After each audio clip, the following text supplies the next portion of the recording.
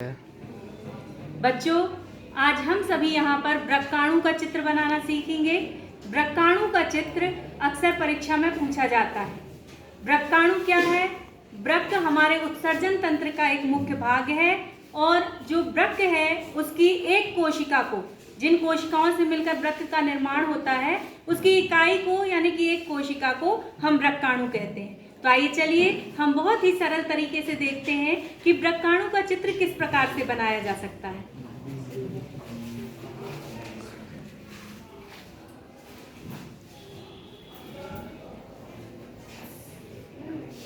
ध्यान दीजिए, इस प्रकार की संरचना बनाकर हमें घुमाव देकर यहाँ ऐसी नलिकाकार संरचना बनाना है।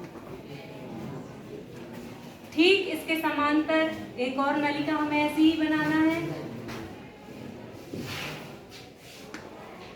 फिर इन दोनों नलिकाओं को हमें एक पतली नलिका के माध्यम से जोड़ना है।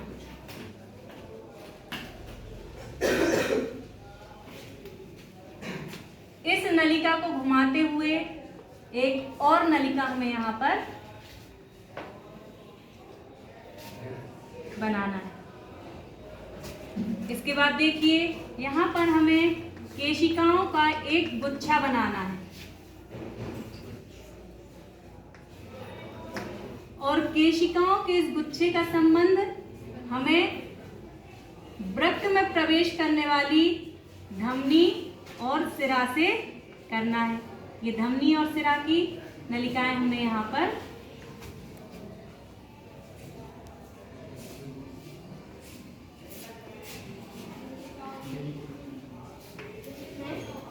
इसके बाद देखिए, हमें इस कुंडलित नलिका के चारों ओर रक्त केशिकाओं का जाल बिछाना है। देखिए किस प्रकार से रक्त केशिकाओं का जाल हम यहाँ पर बिछा सकते हैं। ये नलिकाओं की जाल जैसी संरचना हमें यहाँ पर बनाना है।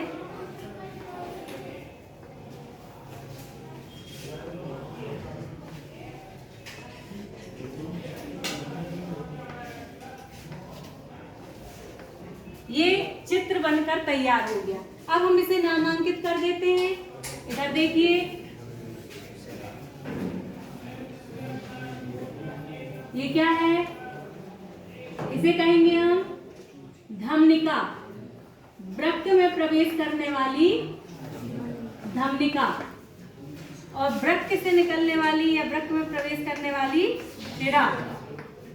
ये जो आप कप के समान शेप देख रहे हैं, ये कहलाता है बोमन संपुट। इसके बाद यहाँ जो आप केशिकाओं का गुच्छा देख रहे हैं, ये कहलाता है केशिका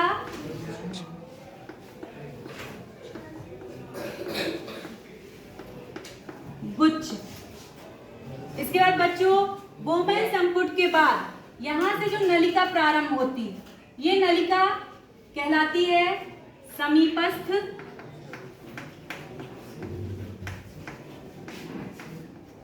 कुंडलित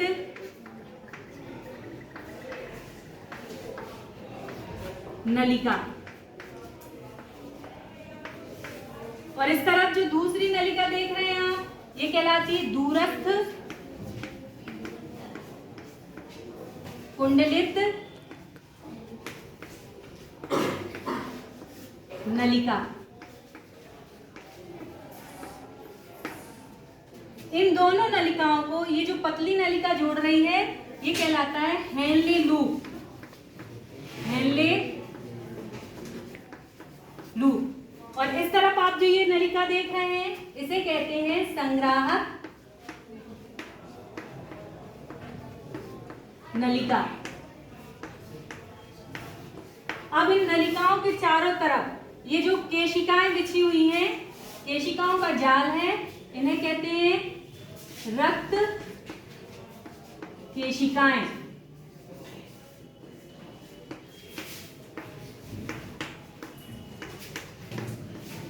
ये चित्र है मानव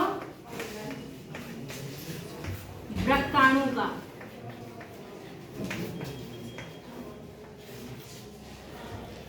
बच्चों, मुझे उम्मीद है आपको ये चित्र बहुत अच्छे से समझ में आ गया होगा।